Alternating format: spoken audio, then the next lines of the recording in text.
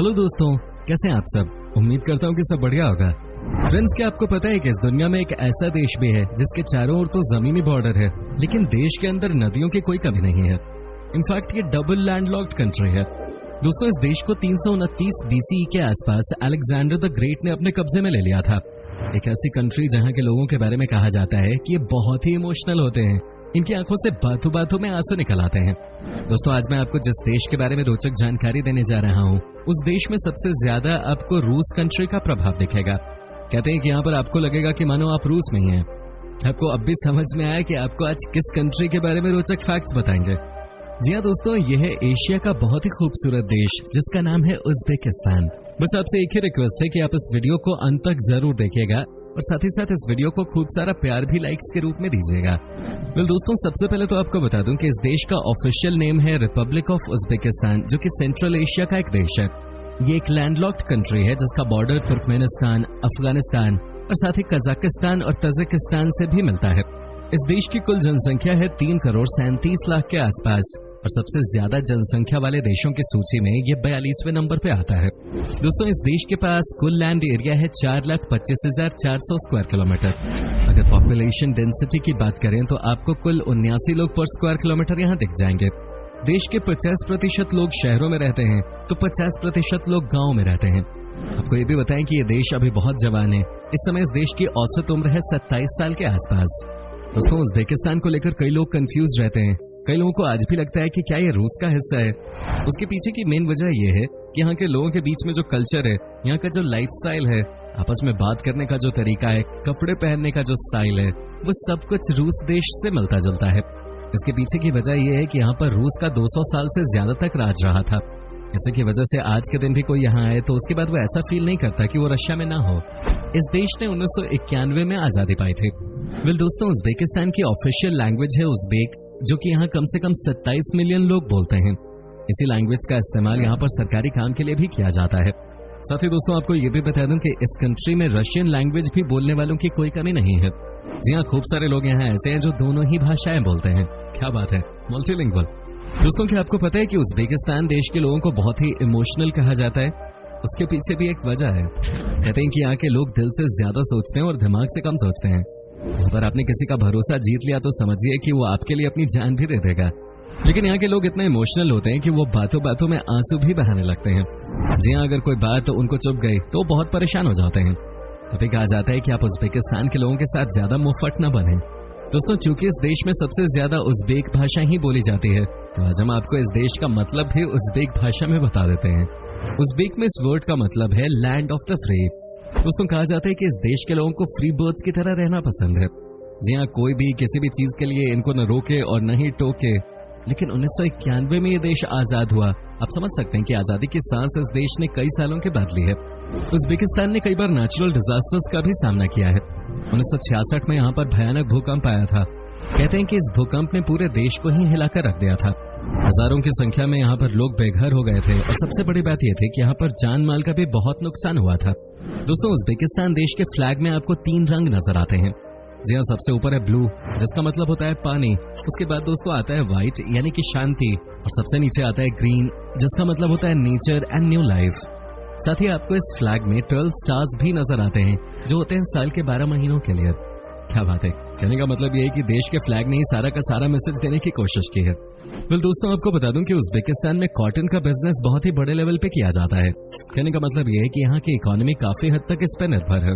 तभी तो दोस्तों, आपको यकीन नहीं होगा, लेकिन इस देश के जितने भी डॉक्टर्स या बैंक कर्मचारी हैं या जो भी सरकारी काम करने वाले लोग हैं, सबको कम से कम 3 महीने के लिए कॉटन फील्ड्स में काम करने के लिए लगा दिया जाता है। आपको बता दें कि इस काम में यहाँ के स्टूडेंट्स भी हेल्प करते हैं। 3 महीने के लिए कम से कम 10 लाख लोग इस काम पे लगाए जाते हैं। क्या बात है। यहाँ से दोस्तों, कॉटन का एक्सपोर्ट दुनिया के कई दूसरे देशों में किया जाता है। तभी तो दोस्तों, इस देश को व्हाइट गोल्ड के नाम से भी जाना जाता है, क्योंकि यहाँ पर कॉटन प्रोडक्शन सबसे बड़े लेवल पे होता है। दोस्तों, आपको बता दूं कि उज्बेकिस्तान में ब्रेड खाने वालों की कोई कमी नहीं है। यहाँ आपको तरह तरह के ब्रेड खाने को मिल जाएंगे। कुछ तो इतने अच्छे होते हैं कि आप दिन भर इन्हें खाते ही रहोगे। यहाँ पर आपको अर्ली मॉर्निंग बहुत सारी ब्रेड की वैरायटी मिल जाती है। दोस्तों, उज्बेकिस्तान के लोगों के बीच में आज भी बहुत प्यार है। तभी तो यहाँ आज के दिन भी लोग शेयर्ड मील्स खाते हैं। जॉइंट फैमिली का कॉन्सेप्ट आज के दिन भी इस देश में जिंदा है। ये जब साथ में खाना खाते हैं तो उसके बाद अपने हाथों को अपने फेस पे रब करते हुए ऊपर वाले का शुक्रिया जरूर अदा करते हैं। जी हाँ, ये यहाँ के लोगों की आदत है। फिर दोस्तों, एक और चीज जो आपको उज़्बेकिस्तान के लोगों में कॉमन देखने को मिलती है वो ये है कि यहाँ के लोग चाय बहुत पीते हैं। ये अगर दूध में बनी है तो इसे दूध पत्ती बोलते हैं, नहीं तो ग्रीन टी पीने का कॉन्सेप्ट भी यहाँ के लोगों में खूब है। अभी तो कहा जाता है कि यहाँ के लोग बात बात पर चाय की चुस्की जरूर लेते हैं। दोस्तों, वैसे तो ये देश बहुत बड़ा नहीं है, लेकिन यहाँ के लोगों का दिल बहुत बड़ा है भाई। ये कभी भी हार नहीं मानते। आज हम आपको इनके बारे में एक बहुत ही स्पेशल बात बताने जा रहे हैं। किसी भी देश के लिए या किसी भी खिलाड़ी के लिए ओलंपिक में मेडल जीतना बहुत बड़ी बात होती है। दोस्तों, ये आसान बिल्कुल नहीं होता।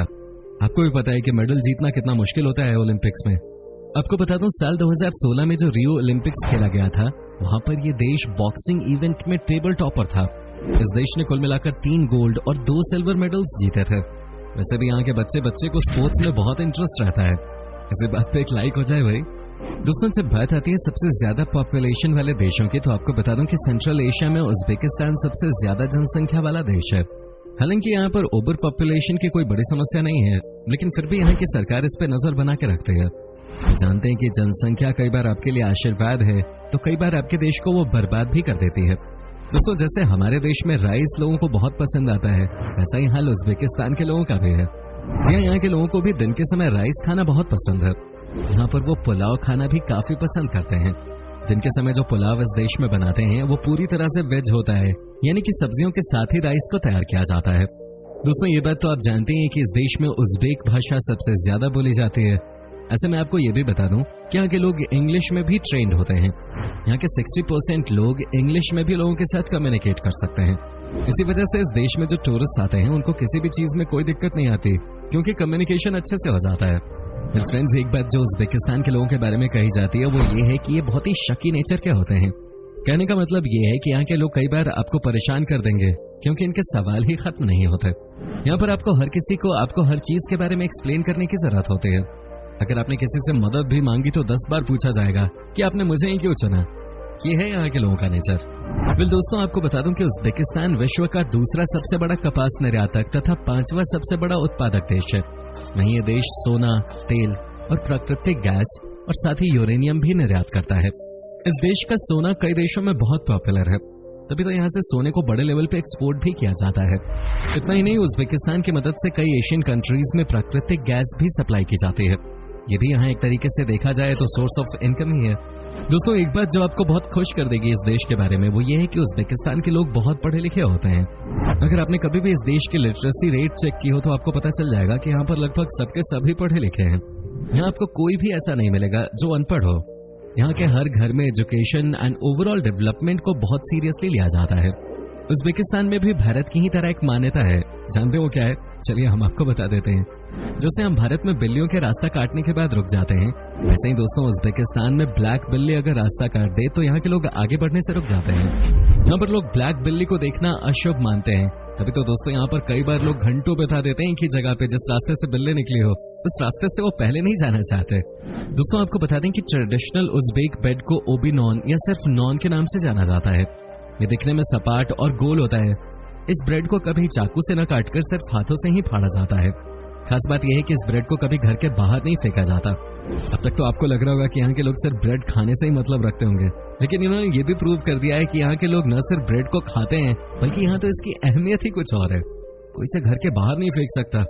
इस देश में भोजन के रूप में प्रयोग किए जाने वाले लिपियोश्का ब्रेड को लेकर भी एक अजीब प्रथा है। इस ब्रेड को कभी भी उल्टा करके नहीं रखा जाता और नहीं इसे जमीन पर रखा जाता है। इसको लेकर कहा जाता है कि अगर इसे उल्टा किया जाता है तो ये जीवन में बुरी किस्मत और दुख दर्द का प्रतीक बन जाता है।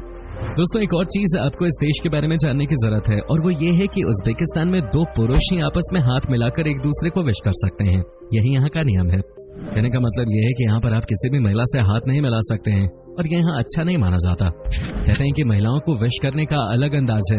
आपको क्या करना है, बस अपने सर को झुकाना है और अपने दाहिने हाथ को अपने दिल के पास ले जाना है और उसके बाद आपको thank you, welcome, good morning या गुड इवनिंग जो भी कहना है वो कहना है। ये है इस देश की सच्चाई।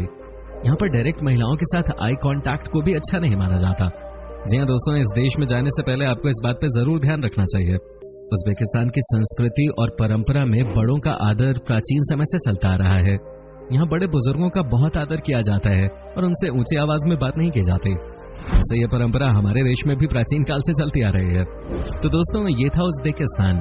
कैसा लगा हमें कमेंट करके जरूर बताएं। क्या आपने कभी ये कंट्री विजिट की है, और अगर की है तो आपको ये कंट्री कैसी लगी, आपका एक्सपीरियंस कैसा रहा, ये भी हमारे साथ शेयर जरूर कीजिएगा। उम्मीद करते हैं कि हमारे द्वारा उपलब्ध करवाई गई जानकारी से आप सेटिस्फाइड होंगे। वीडियो अच्छी लगी हो तो इसे लाइक कीजिए। अगर आप ये वीडियो YouTube पे देख रहे हैं तो चैनल को सब्सक्राइब कीजिए, और अगर Facebook पर देख रहे हैं तो हमारे पेज को फॉलो जरूर कीजिएगा।